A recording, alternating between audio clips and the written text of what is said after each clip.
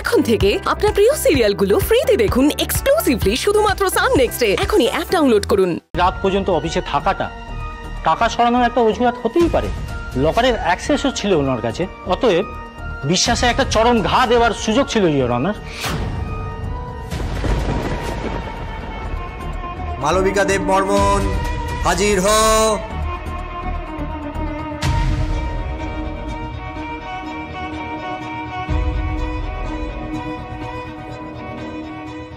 গীতা স্পর্শ করে বলুন, যা বলিব সত্য বলিব, সত্য বই মিথ্যা বলিব না। যা বলিব সত্য বলিব, সত্য বই মিথ্যে বলিব না।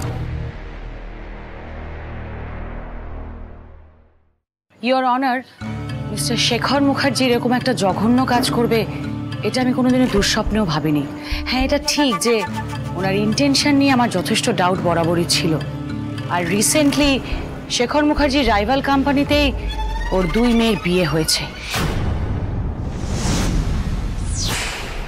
ওর নিজের কোম্পানি দেব বর্মন ফার্মাসিউটিক্যালসের হাতে ওকে তুলে দিতে হয়েছিল, সেটাও ও সহ্য করতে পারেনি। এই সব কিছু মিলে ও আমাদের এত বড় একটা সর্বনাশ করে দিয়েছে।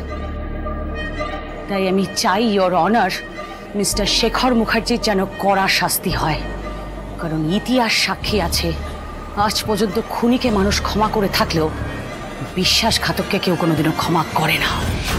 আপনি জানেন দিদি ভাই, আমার ভালো বাবা কারোর বিশ্বাস ভাঙেনি।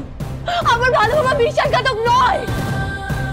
আপনি বসুন, তা নাহলে কিন্তু আদালত থেকে আপনাকে বাইরে বার করে দিতে বাধ্য হব। অনিকেত চ্যাটার্জি হাজির হ। গীতা স্পর্শ করে বলুন, যা বলিব সত্য বলিব, সত্য বই মিথ্যা বলিব না। যা বলিব সত্য বলিব, সত্য বই মিথ্যা বলিব না। আমার জামাইবাবু তো পেশাদার ক্রিমিনাল নয় ধর্মাবতার। ওই ইএমআই শোধ করতে পারছিল না, তাই হয়তো এই কাজটা বাধ্য হয়ে করে ফেলেছেন। আপনি সবার কথা শুনলেন, এবার একটা অত্যন্ত গুরুত্বপূর্ণ প্রমাণ আমি আপনার কাছে পেশ করছি।